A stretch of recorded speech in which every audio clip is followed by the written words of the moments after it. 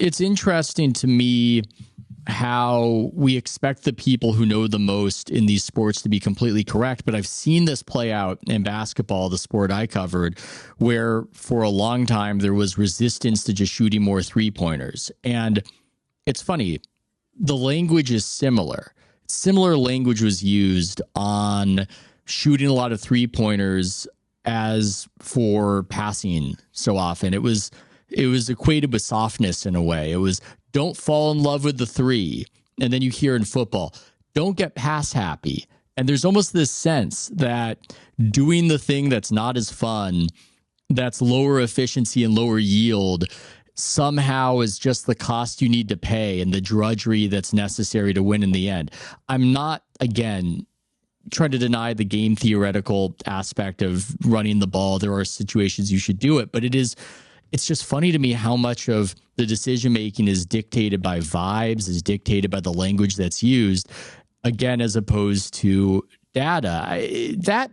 Has that part changed? It seems like passing, that revolution has occurred in football, or do you still think that teams run too often? What's your take? In general, I still think we've got more to go in terms of how much more we can be passing the football. But the good news is we've got some of the smartest teams and smartest coaches out there with some good quarterbacks that are passing the football a lot. You've got Andy Reid and Patrick Mahomes, and they're kind of leading the way for us. And so, it's become a lot more acceptable to do it. It doesn't always work. I mean, one of Andy Reid's disciples, Eric Bieniemy, went to Washington, and they had the most pass-heavy offense in the NFL last year. But the way that he conducted that first down passing attack with that team was so inefficient that it did not actually help the team have success. I mean, they were lining up in 3 wide receiver sets, no motion, no misdirection, no disguise, no pre-snap, no play action, just stand there in shotgun almost every single snap and just have a young, inexperienced quarterback beat the defense with suboptimal wide receivers for the most part. And that's not going to have a lot of success. And it didn't in Washington. He was one and done as an OC there.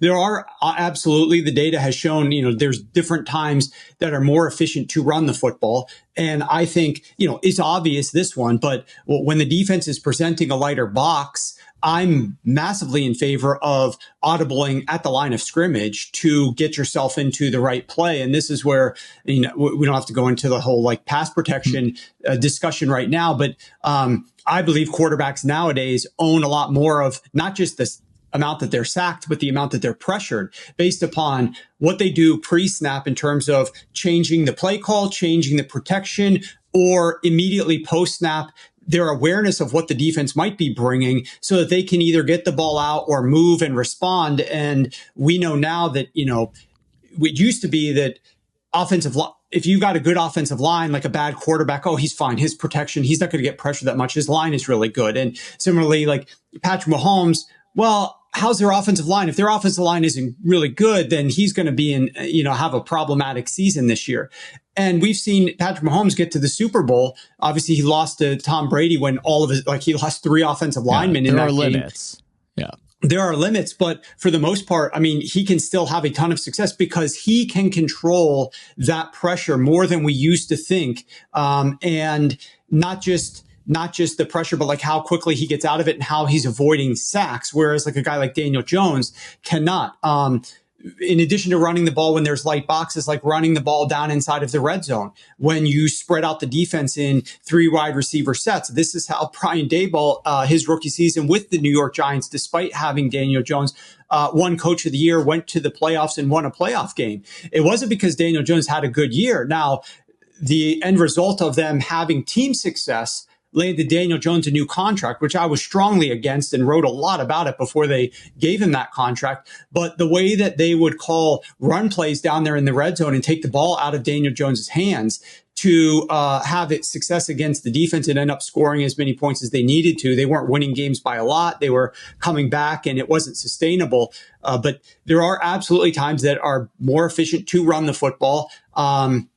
So I'm not going to advocate that you should never run the football, but I still think that we have room to grow in terms of how frequently we're passing the football. And especially when you're talking about some of the younger quarterbacks that are getting thrust into starting lineups more frequently, potentially, especially this season. Letting these guys pass the ball a little bit more on early downs is absolutely going to be advantageous to their growth. You have to do it the right way, but it's going to prevent them from falling behind in games and getting pressured as frequently as they otherwise might. Yeah, I'm probably a little more anti-punting than I am anti-running. Punting, in a way, is just a very organized interception that you throw with your foot, and it isn't necessarily thought of that way, but it is, in a way, a turnover. I think the biases that creep in, we can make this analogy to baseball. Some of it is just dictated by the stats that we think of as the big stats we pay attention to. In baseball, famously, batting average and RBIs were numbers that told you something.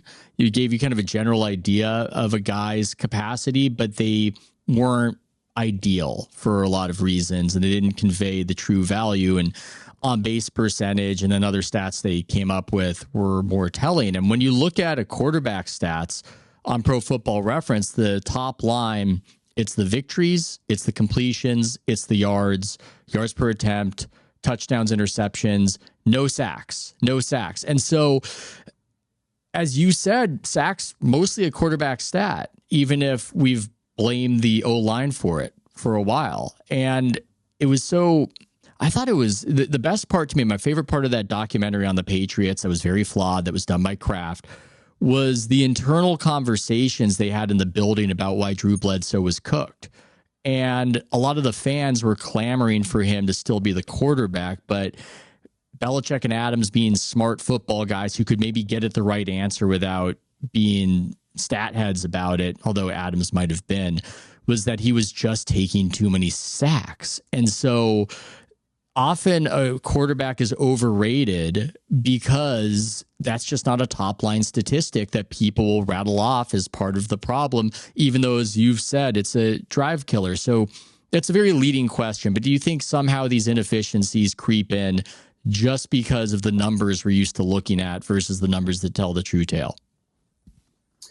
Yeah, I mean, there have been some coaches that I've spoken with, and some of the things that they like to share with me are the most rudimentary stats that they can look up about, well, when we do this, or this is our record, or, there's some coaches that, I won't name them by name, but they've said this publicly, like the rule of 53 or 55 or something like that, where, it's something about like the number of play calls that we have, or something about the run game, and we're more likely to win. And it's just like these correlations that don't make any sense, because that's not how they're getting the lead. They're running late in games. Yeah. But absolutely, there's a lot of, we're seeing the shift. I mean, I will say this, like with the tracking data and the data that's been made available to teams over the last, let's say, like 7-8 years, we are seeing shifts in what most teams are willing to spend on their analytics departments and building those up, as well as kind of how much they're staffing those departments, and potentially the influence that those teams have over the final decision. But at the end of the day, you have to have a really solid marriage between the head coach, and if he's calling plays, or the play caller, and that analytics department, as to what their contributions are going to be, and then some sort of response from the staff and inclusion where possible. And it's got to come from a philosophical standpoint. And then it can also occur from a game planning, play by play, early offense in games, that type of situation. But there is, I think coaches are getting younger around the NFL, and coaches are getting a little bit smarter, and more, these younger guys are a little bit more open to the data and the analysis. And the other thing that's occurred as well is, it's not just behind the scenes, like in the buildings that are very private, very secure. They don't share it much. It's people publicly getting access to the data and information that are writing studies up some of which I do, some of which other people do, that then some of these coaches can just look at, or they get forwarded by their friend, their childhood friend. Hey, have you checked this out? And then they look at it and like, wow, this is pretty interesting. And then they show it to their analytics guys. And then there's a discussion that occurs. So there's more ideas that can now come from even outside the buildings, whereas previously, before we in the public realm had access to a lot of play-by-play data, we weren't contributing nearly as many cutting edge or next level types of analyses that could benefit teams. So I think it's the whole universe of it that's helping move the NFL in the right direction, both externally and internally within those buildings.